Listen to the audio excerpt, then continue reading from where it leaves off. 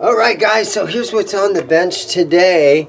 This guitar was sold to me, but somebody bought this at the Goodwill. Let's see, I left the price sticker right on there.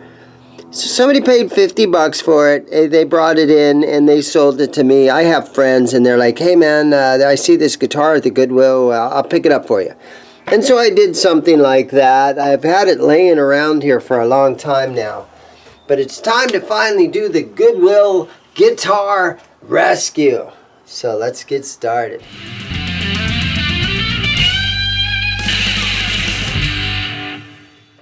Okay, so the first thing we're going to try to do here is we're going to try to test the electronics. A lot of times when guitars are donated somewhere, it's because something is broken with them.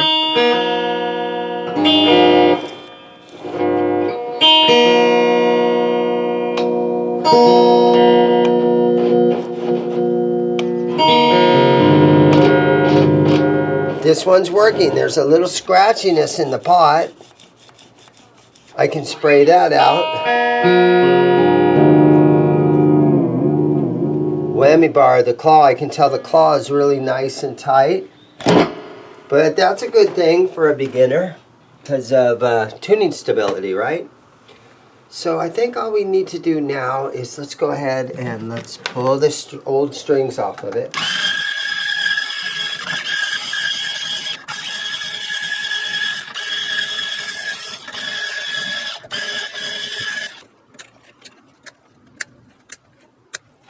So let's see, do I have to take the back plate off? Yeah, we're going to take the back plate off so we can get in here, take a good look at it. So this guitar, you know, it's a crafted in Indonesia Fender Squier, and it is the Infinity series. And so very cheap guitars. I mean, back when this guitar was brand new, let's see, the serial number is 05, so IC05 is how the serial number starts. So I'm going to say that's the Indonesia Court factory or Cortec factory in Indonesia, and it's from 2005. So my best guess is when this guitar was brand new and they were out at the guitar centers, this guitar probably retailed at, you know, somewhere I would say between $119.99 to maybe $149.99. So yeah, 2005 Guitar Center, inexpensive guitar. Nowadays I still ask, you know, in a used guitar shop, I still ask 100 to maybe 120 sometimes if it's a nice one. Yeah, here's the back of the guitar, and you can see it's got the 3 springs in there, which looks good. And although these two look real copperish, and this one looks nice and brassy looking. So let's see if I can get these old strings out of there. Look at that. It's got the old Fender bullet strings on there, and they are seated really nice in there. So a lot of times when what I do is I just grab a little Allen wrench that I have, and I stick it in here to break those loose, because they get in there nice and tight. And it's been a long time. This guitar probably has never been restrung, but maybe it has, because I don't know if they installed these straight from the factory. But yeah, look at the ball ends. They look like little bullets. So Fender bullet strings. You know, I set guitars up to where I like to play them. Having this claw this nice and tight is probably really good for a beginner because of tuning stability and everything. But I want to have a little whammy action on this thing. So I'm going to loosen those just a bit, so that when you go to move the bar, oh, it's still really, really stiff. I want a little bit of whammy bar action. I just want to loosen them up so this looks straight across. I don't want one side to be tighter than the other side. Okay, I'm going to leave it right there for now. Still really stiff, but once you get the tension of the strings pulling on it, yeah, geez, so tight. There we go. That thing is decked, but okay, a little bit better. All right, so the price tag does have to come off. And it's been on there quite a while. But yeah, once in a while you can find a fun guitar at the Goodwills. But a lot of times the ones that have any kind of value, they go ahead and they put them on the Goodwill.com, you know, instrument page. And so you can go on there and look around, and sometimes it's fun. But and sometimes you can get a deal. But after you pay for shipping to have it shipped to your house, it kind of ruins the deal and it makes it not so worthwhile. You find a cool guitar for $100 or $150, maybe an old vintage Ibanez or something, right? Or some old Japanese thing or something. But after they charge you, you know, $80 for shipping, then it turns into where that wasn't such a great deal. Okay, I'm going to let that simple green just kind of set on there for a while. And I have this little razor blade that is made out of plastic, and it's good for scraping this kind of stuff up. The simple green, I just bought that bottle of simple green about a month ago, and I'm starting to use it for everything, and it's working out really, really good. It gets off stickers, it cleans stuff up really good. It brings a lot of shine back to these guitars.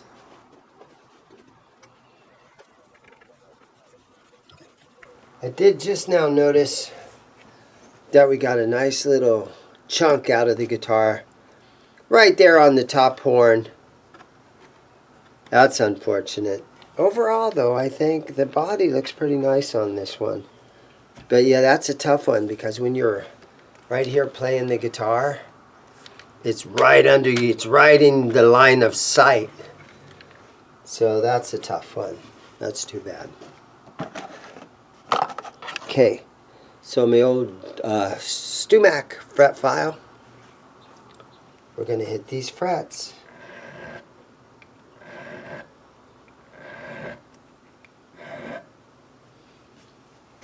There's those guitar luthiers out in the world. And to just touch your frets, they want at least $100 just to touch the frets. I do this on almost every guitar because, you know, I have a small shop here in Mesa, Arizona.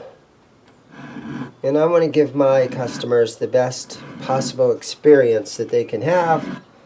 So when I take a few minutes like this on a $100 guitar, so that when they kind of play this, even the experienced players, they like the idea of picking up a Squire and feeling that the fret ends aren't going to make their hands bleed.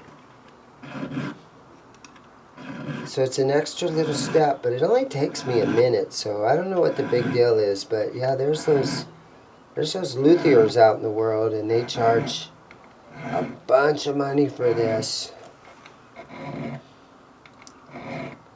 But I pretty much include this, especially on the guitars that I own. If a customer asks me to do this on one of their restrings or one of their setups, but they have to ask me to do it. I don't just voluntarily go for it.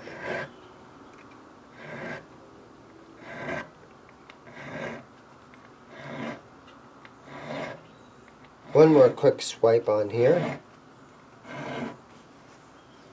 They already feel way better. A lot of wood grain on this one,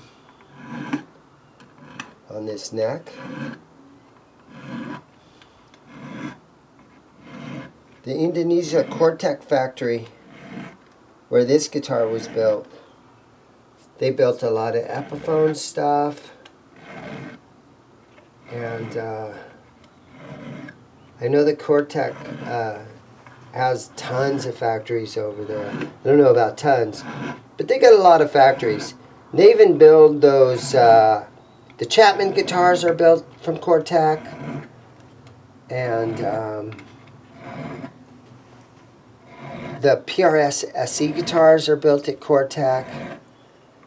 And so, yeah, this factory is a very well-known, shall I say, legendary factory. Now with my StewMac microfiber pads, just going to hit these fret ends like this. This is a heavier one, which is probably 1200 grit. And I'll even get the top of the frets here on the top side. And yeah, so no more of that fret sprout.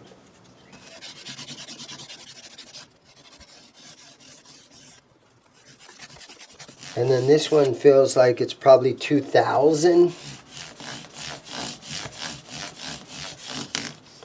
So I can pretty much hit the frets with this one.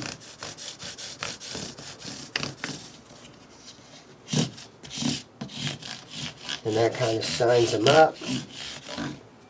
And then this one is probably 3000 grit or something. This is like running a piece of paper over them.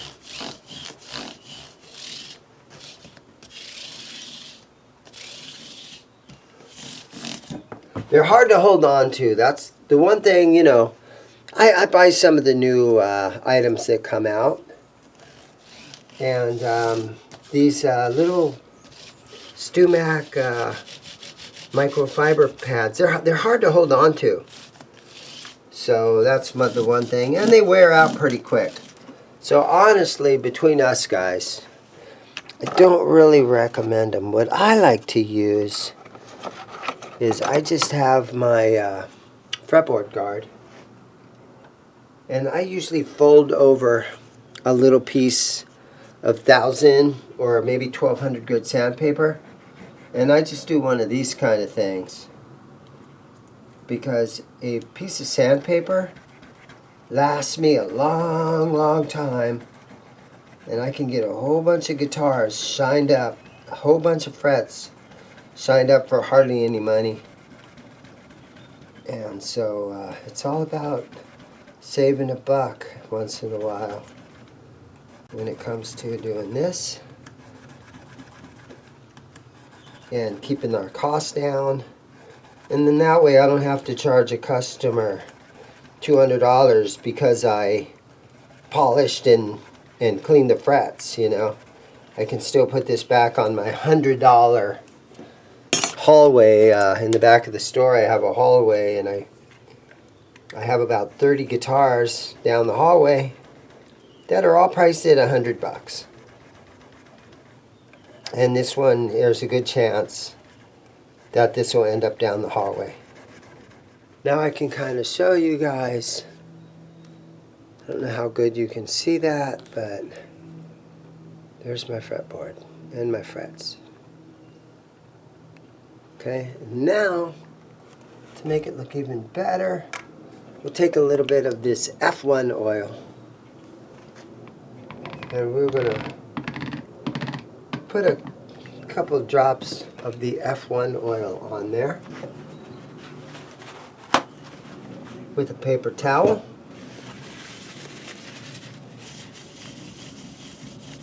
And we'll wipe this stuff on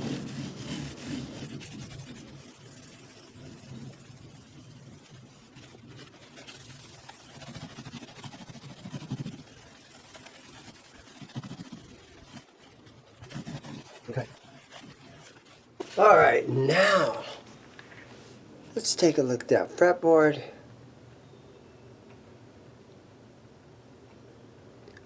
There's a lot of cool looking piece. It's a really good looking piece of whatever kind of rosewood they used back in 2005. There's a lot of good deep grain to it. Nice looking neck. I have to go ahead and lift this pick guard so that I can spray this potentiometer out.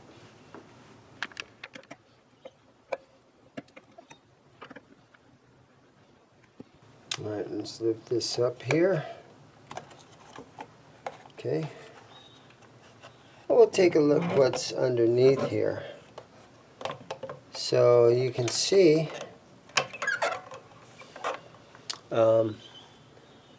that we've got our pick guard that has our 3 single coils, but these sort of look pretty nice where you've got the 2 magnets instead of just 1 magnet over the top. This looks very similar to what they put in the Made in Mexico Strats. Got these little tiny potentiometers, and then you got the circuit board 5-way switch right there that is part of a little circuit board. So what I'm going to do is I'm just going to spray a little bit in right here. And then this is a tone pot. And then a little bit in this one. And make sure that you got your safety glasses on for that. And underneath here we can see that the cavity has all been painted with the conductive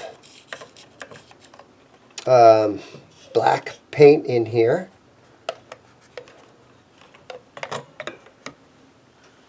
So while I have that apart, you can see that we got some rubbing compound down in here. You can clean that up a little bit, but overall this looks pretty good. This isn't one of the real cheap ones. There's been a couple of things done to this, and it's routed so that you could put dual humbuckers in there if you wanted to. So that's pretty nice. I'm just going to lay that right back down. It falls right into place. But I've also noticed that I'm hearing a little bit of plastic from the pick guard, and I'm going to pull this volume knob off there. And then we're going to pull this plastic off of here, because this plastic was kind of getting in the way. Get that out of there.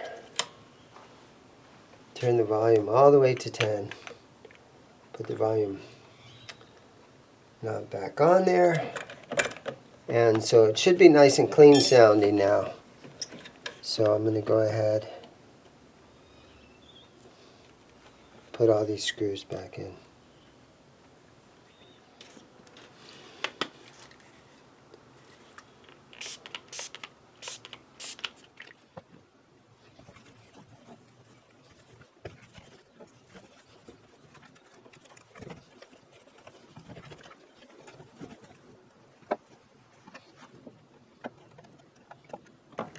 Okay, I'm going to go ahead and just eyeball a couple of these saddles and put them sort of closer to where most guitars usually are intonated properly.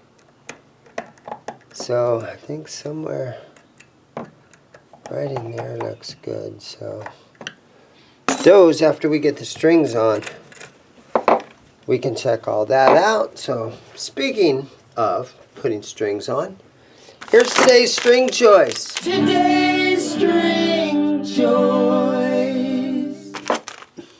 Ernie Ball Super Slinky. 9 through 42 custom light nickel wound, made in USA, straight out of Coachella, California. Watertight packaging, resists humidity. My favorite strings.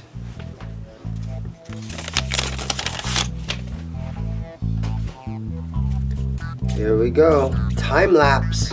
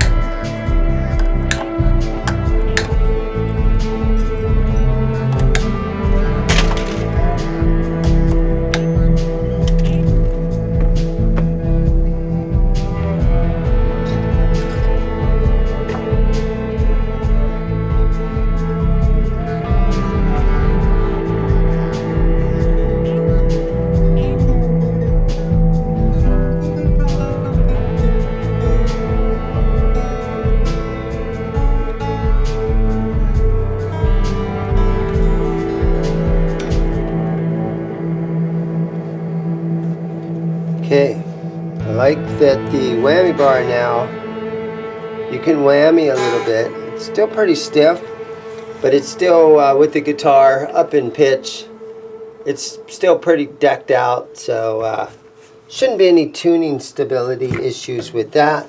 So I'm going to go right ahead and put this back plate back on. Let's stretch them out a little bit. And this just assures that they are seated in the bridge nicely. Because you saw that one that it didn't even go in there for a minute, and then now they're all nice and tight in here, and these strings stretch. So this hand is to protect the nut, because when you're pulling and stretching the strings, the plastic nuts, or even if it's a tusk nut or something, they will break. So I always protect that. We're just putting this in standard tuning.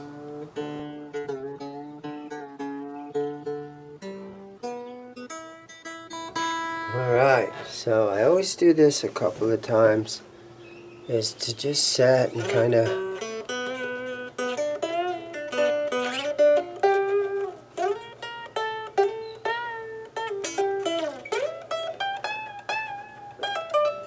alright, so the string height is still kind of high.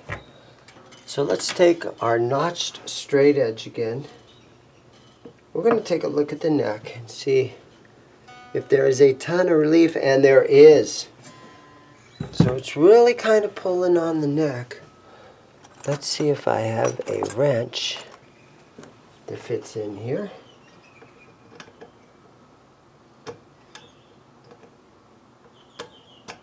There we go. Just going to snug this down.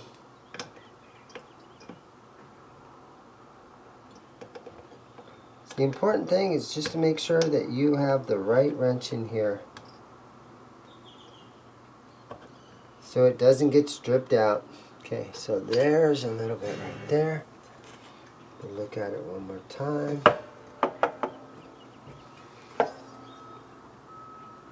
Okay, we're back to being nice and straight. Let's see what happens here now.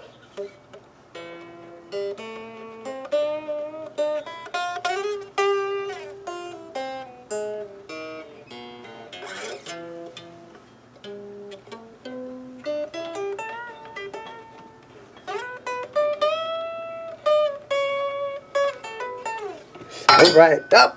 Still kind of cut that part out. Okay, still string height is a little bit high. So I'm going to adjust these saddles a little. And let me see if I can just take them down a little bit, but still keeping with the radius of the neck. Okay. So let's just see what happens now.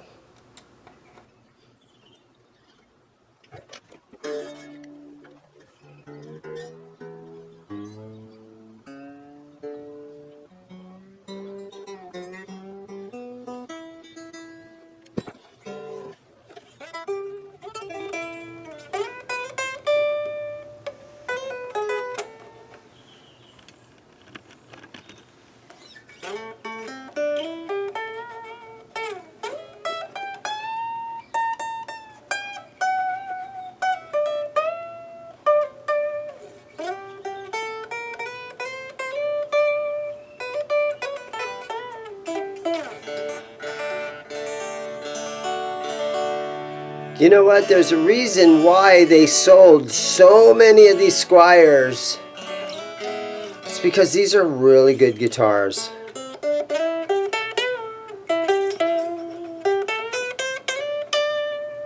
The world is oversaturated with them.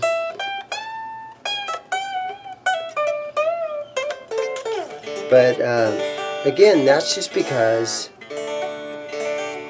they are really good guitars, and it's one of the reasons that Fender is the largest manufacturer in the world, or at least they're in the top 3. I think they are the largest.